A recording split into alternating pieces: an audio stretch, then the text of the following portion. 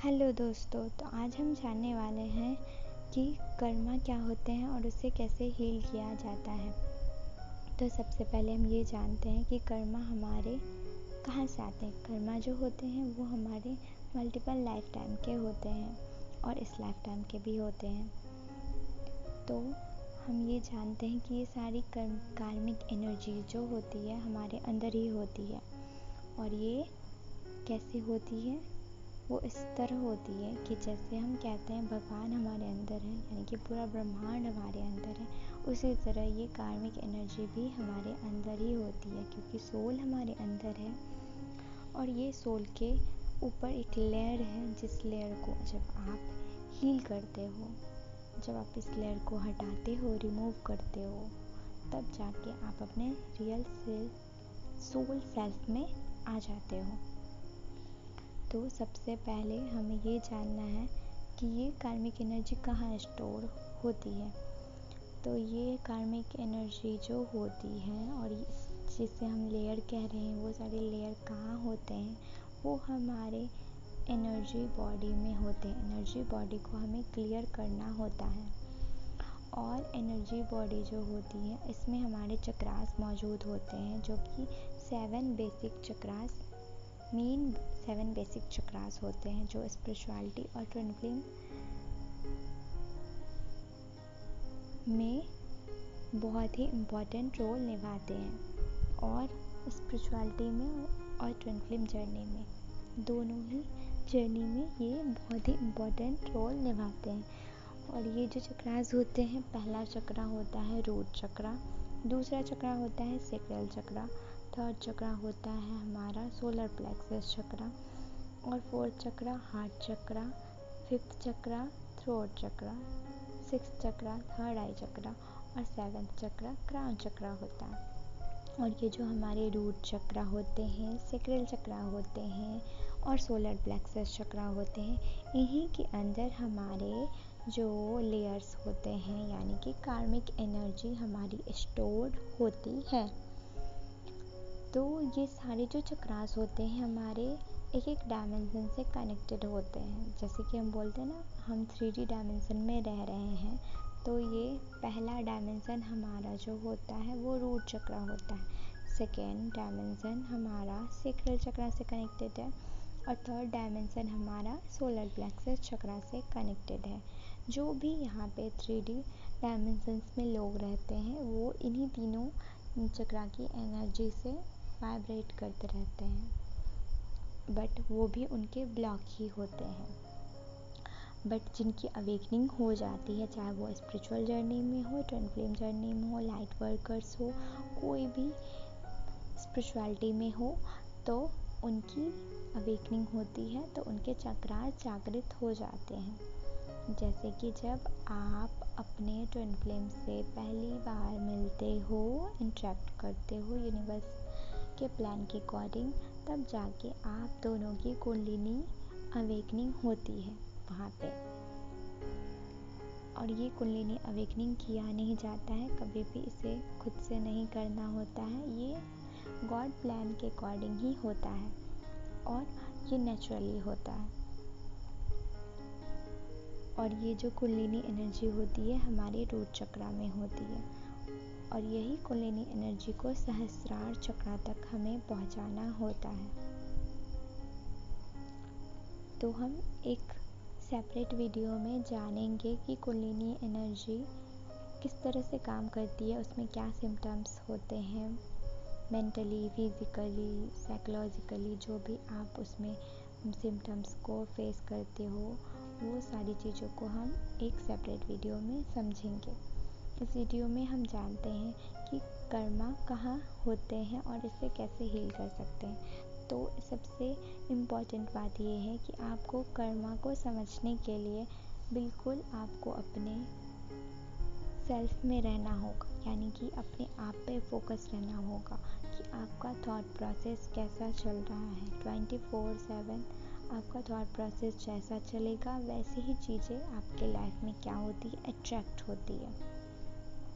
तो अभी अगर आप अनअवेकन हो, यानी कि डिसऑर्डर्ड एनर्जी में हो, नेगेटिव एनर्जी में हो, क्योंकि पहले तो डिसऑर्डर्ड फेमिनाइन्स होती है, तब जाके जब वो धीरे धीरे अपने लेयर्स को हील करती है, प्योर बनती है, तब वो डिवाइन फेमिनाइन कहलाती है। वैसे ही डिवाइन मैस्कुलिन भी पहले डिसऑर्डर्ड एनर्जी में होते हैं।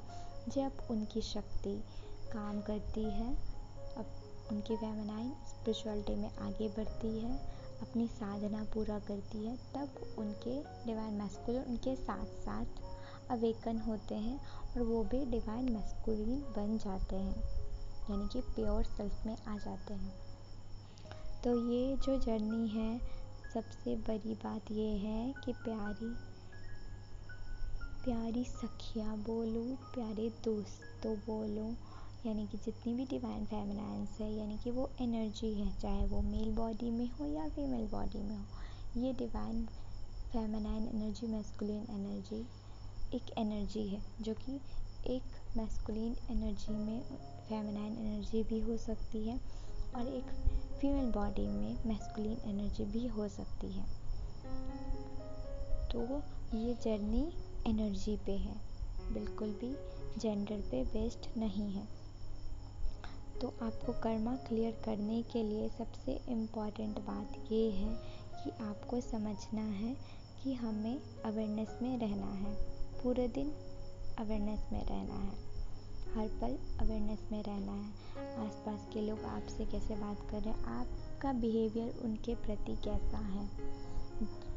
भगवद गीता में श्री कृष्णा ने कहा है, जो कर्मा होते हैं उसको हम कैसे निभाते हैं, अपने धर्म के अकॉर्डिंग निभाते हैं। धर्म यानी हमारे संस्कार, संस्कार यानी हमारी पावरफुल एनर्जी, जैसे कि लव की एनर्जी, काइंडनेस की एनर्जी, फॉरगिवनेस की एनर्जी, ये सारी एनर्जी धर्म में आते हैं। जैसे कि किसी ने आपको हर्ट किया हो, आप उन्हें दिल से माफ़ कर दीजिए, सोल से माफ़ कर दीजिए। जब आप उन्हें माफ़ कर देते हो तो आपके ऊपर से भी वो बोझ हट जाता है और वो सोल भी आपको छोड़ के चले जाते हैं, क्योंकि उनका एक सोल कॉन्ट्रैक्ट होता है। जब तक उनकी एनर्जी आपके अंदर स्टोर है तब तक वो वहाँ से नहीं जा सकते। बट जब आप उनके लिए अच्छा फील करते हो, उन्हें फॉरगिव कर देते हो, तब वो आपके लाइफ से चले जाते हैं। तो आपको ये इम्पॉर्टेंट है आपके लिए कि सबसे इम्पॉर्टेंट है आपको कर्मा को सीखना है।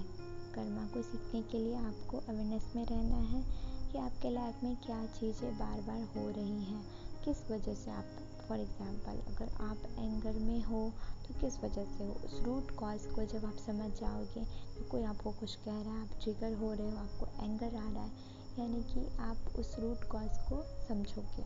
उस रूट कॉज को जैसे समझोगे कि मुझे किस बात से मैं इरिटेट हो रहा हूँ या हो रही हूँ, मैं किस बात से मुझे एंगर हो रहा है, तो आप उसको हील कर पाओगे। इसलिए आपको ये बात समझना है कि आपको रिएक्ट नहीं करना। कोई आपको ट्रिगर कर रहा है, बस आप कुछ देर के लिए शांत हो जाओ। आप जिस भी भगवान को मानते हो उस भगवान को अपने अंदर याद करने लगो और बस उनसे प्रार्थना करो कि प्लीज़ भगवान जी मुझे राह दिखाइए कि यहाँ पे मैं ट्रिगर क्यों हो रही हूँ। आपको रिएक्ट बिल्कुल नहीं करना है, क्यों ये मुझे ट्रिगर कर रहे हैं, यहाँ पे मुझे क्या समझना है। जब आप दिल से प्रे करते हो ना, तो भगवान तक वो प्रेयर ज़रूर पहुँचती है। तो गॉड तो हमेशा ही हेल्प के लिए खड़े होते हैं, बस हमें उनसे हेल्प मांगना होता है। इसलिए हमें हेल्प उनसे मांगनी है।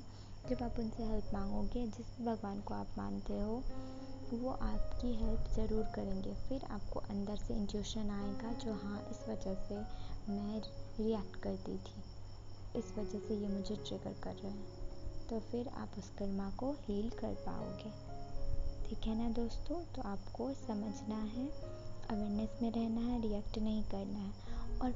और हमेशा आप ये प्रैक्टिस बना लो कि आपको हमेशा अपने भगवान के नाम का जाप करते रहना, जिसे हम अजप्पा जाप कहते हैं। अजप्पा जाप वो होता है जिससे आप अपने मल्टीपल टाइम के और इस लाइफ टाइम के सारे कर्मा को जल्दी हील कर पाते हो और उस कर्म बंधन से मुक्त हो पाते हो। तो आपको अपनी सांसों पे, जब आप अपनी सांसों पे अपने प्रभु का नाम जपोगे, तो आपको कोई भी कर्मा कैसे पकड़ के रख सकता है, नहीं रख सकता ना। इसलिए आपको अपने सांसों पे अपने भगवान का नाम जाप करते रहना है। ये प्रैक्टिस की बात है, आपको प्रैक्टिस करते रहना है। आपको इसको बिल्कुल हर रोज़ प्रैक्टिस करना है, हर पल प्रैक्टिस करना है।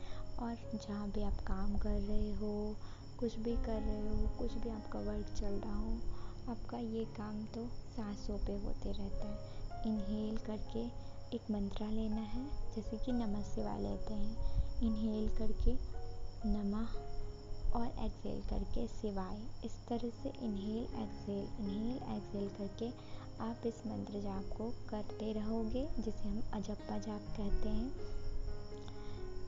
जो बिना जपे ही हमारी सांसों पे हम जाप करते रहते हैं। और इस जाप से हमें ये होता है कि हम अवेयरनेस में आते हैं और हर पल हम अपने प्रभु की एनर्जी से लाइन रहते हैं।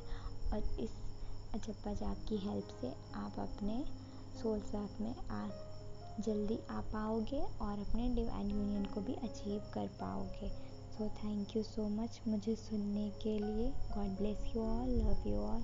Please like, subscribe to the channel.